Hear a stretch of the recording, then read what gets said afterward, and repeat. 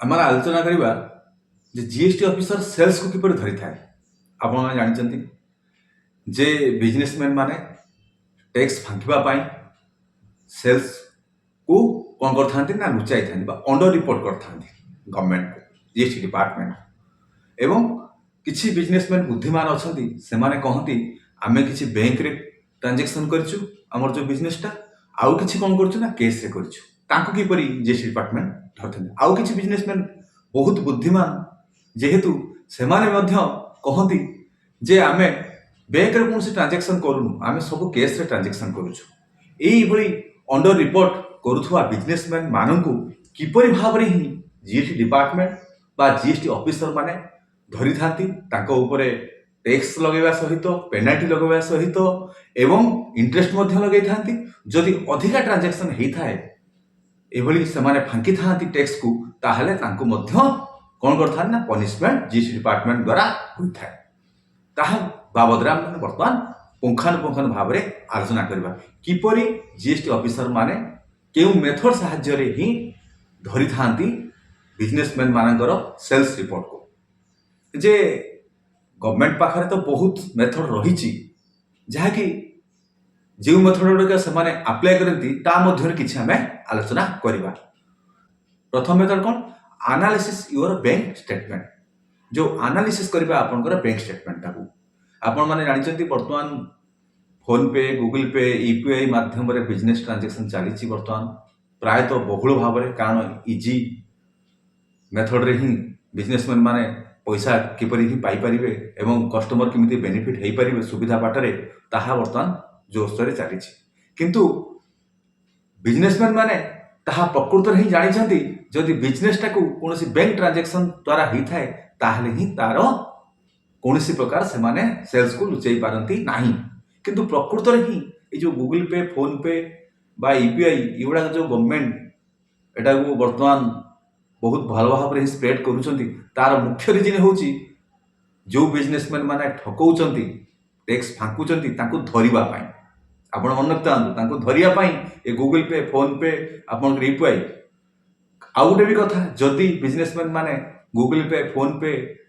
बा UPI use न करेंगे ताहले तांकर बिजनेस ग्रोथ करिवो नाही चलिबो बिजनेस किंतु ग्रोथ करिवो नाही। से माने बिजनेसमैन माने बाध्य होइकी कोन करछन ना गूगल पे फोन पे माध्यम रे बिजनेस टाको बढ़ाउछंती। एठी कोन हुए ना एनालिसिस योर बैंक स्टेटमेंट आपन जो फाइनेंशियल ईयर एंडिंग हुए सेतबेले आपनकर बैंक रो स्टेटमेंट को से माने एनालिसिस करथांती। एनालिसिस कला परे आपनकर सेल्स केते हेछि एवं सेल्स उपरे आपनकर आउटवर्ड सप्लाई उपरे आपण टैक्स देइचंतरे नाही आपनकर बैंक स्टेटमेंट टाको वेरिफिकेशन हबो सेतला आपनकर धरा पड़ी जीवो। जदि आपण अंडर रिपोर्ट देइथिबे जे सेल्स टाको लुचेई थिबे टैक्स फांकी थिबे ताहले ही आपन बैंक स्टेटमेंट रु क्लियर आपनकर धरा पड़ी जीवो जे आपण एति टंगर सेल्स करिसंती किंतु अंडर रिपोर्ट सेल्स देइचंती। तो आपण जानिले एटा गोटे वाइटल पॉइंट वाइटल मेथड कौन से मेथड ना analysis of your bank statement प्रथम मेथड जोटा कि आपन जदि अंडर रिपोर्ट करथिबे ताहले आपन को इंटरेस्ट देवा पड़िबो पेनाल्टी देवा पड़िबो एवं जति कि आपन सेल्स लुचेई थिबे ता ऊपर टैक्स आपन को देवा को पड़िबो। आपन जानले प्रथम मेथड। द्वितीय मेथड कौन ना आपनकर एनालाइजिंग योर इंडस्ट्री रेशियो जो इंडस्ट्री रेशियो अच्छी आप जानते गोटे स्टैंडर्ड रेशियो इंडस्ट्री अच्छी आप जो कौन प्रोडक्ट किणुंट जो इंडस्ट्री एटा उत्पादन होची सी आपन गोटे मार्जिन प्रॉफिट हिसाब धर आपनकर 10,000 टंकार गोटे प्रोडक्ट आपण किणिले इंडस्ट्री सी आपनकर मैक्सिमम मार्जिन हो धर 10%। आपनकर 10,000 टंका जिनस आप 10% हेले केते होची ना 1,000 टंका ताहले 11,000 टंकार आप सेल करिया कथा। किंतु बहुत बिजनेसमैन माने अछंती कौन करथांती ना 10,000 टंकार परचेज करिथांती किंतु से माने सेल करथांती केते ना मार्जिन जो प्रॉफिट 10% ओवरऑल प्राय समस्ते मार्जिन 10% रहे से मान कौन करते ना 10% न रखिकी 1% 2% रे सेल करथांती। जदि आपनकर जीएसटी ऑफिसर डाउट करिवे जे ए बिजनेसमैन टी कौन करछि ना सेल्स को लुचिबा पाई ही से स्टैंडर्ड जो इंडस्ट्री स्टैंडर्ड रेशियो को कम करके सेल करछि सी आउर सैंपल सर्वे करिवे कौन ना आउरी आपण भली जो प्रोडक्ट बिकुथिबे पाखापाखि बिजनेसमैन मान पाखरु गोटे सैंपल सर्वे करेंगे से सैंपल सर्वे देखिए जे सी केते टंकार बिकिछन्ती आपण केते टंकार बिकिछन्ती सैंपल सर्वे जदि समस्त 10% ना करते आपण कोन एटी माने मागणा खुलिया पई बसछनी आपण बिजनेस लॉस करिया पई बसछन्ती कि आपण लाभ करिया पई बसछन्ती नहले आपण बिजनेस चलिबो केमती आपनकर बहुत किछि खर्च रहिछि जो माने बिजनेस करछन्ती से माने बहुत किछि खर्च तांकर रहिछि तेणु से कौन करते सैंपल सर्वे करते जे इंडस्ट्री रेशियो 10% जे ये बिजनेसमैन एत कम केमती सेल्स रिपोर्ट दूसरी सेम प्रोडक्ट है आप धरा पड़ कौन कौन ना इंडस्ट्री स्टैंडर्ड रेशियो एनालिसिस हम जो इंडस्ट्री स्टैंडर्ड रेशियो एनालिसिस आपणकर धरा पड़ जे आप सेल्स रिपोर्ट ठीक दौरान ना कम दौर तृतीय मेथड कौन ना इनकम टैक्स क्रॉस चेक आप जानते प्रत्येक बिजनेसमैन माने 31 मार्च पर फाइनेंशियल ईयर एंडिंग पर से माने रिटर्न फाइल करते इनकम टैक्स आईटीआर फाइल करते आईटीआर रे आपण देखैछन्ती सेल्स डाटा ठीक सेल्स रिपोर्ट ठीक देखैछन्ती आउटवर्ड सप्लाई ठीक देखैछन्ती किंतु आपनकर जीएसटी रिटर्न फाइल बेले आपण कम देखैछन्ती जेतबेले आपनकर आपण जानिछन्ती भलो भाबरे जे कारण income tax department and GST department government रो तांको भितरे शेयर करती कौन ना समस्त डाटा गुड़िक तेणु आपण ITR income tax return file बेले आपण अधिका सेल्स देखैछन्ती किंतु आपण जेतले जीएसटी रिटर्न फाइल करछन्ती कम देखैछन्ती तेणु सेल्स जेहेतु कम देखैछन्ती जीएसटी टैक्स कम दैछन्ती आपण तेणु जेतले आपणकर इनकम टैक्स रो क्रॉस चेक हबो जेतले जीएसटी ऑफिसर बा जीएसटी डिपार्टमेंट आपणकर क्रॉस चेक करिवो income tax ITR return file सहित सेतबेले कोन हबो ना आपण धरा पड़ जाए जदि आप कम देखते जीएसटी रिटर्न फाइल बेले सेल्स टाकू टैक्स देवे पेनाल्टी लगे एवं इंटरेस्ट देवे जदि अधिका ट्रांजैक्शन बहुत हो दरकार पड़े आपको पनिशमेंट भी जीएसटी डिपार्टमेंट दब जे आपंकर आईटीआर एति सेल्स डाटा अधिका देइचंती किंतु जीएसटी डिपार्टमेंट तरफ जहाँ आसूची आपण return file GST return file बेले कम सेल्स देखते यदि अधिका ट्रांजैक्शन हो हाई वैल्यू रही ताहले आपको पनिशमेंट हम किंतु आप मन रखी था इनकम टैक्स क्रॉस चेक रे आपण जदि अंडर रिपोर्ट सेल्स करेंगे धरा पड़े आप जानले तृतीय method income tax cross check चतुर्थ मेथड हूँ ईयूएबी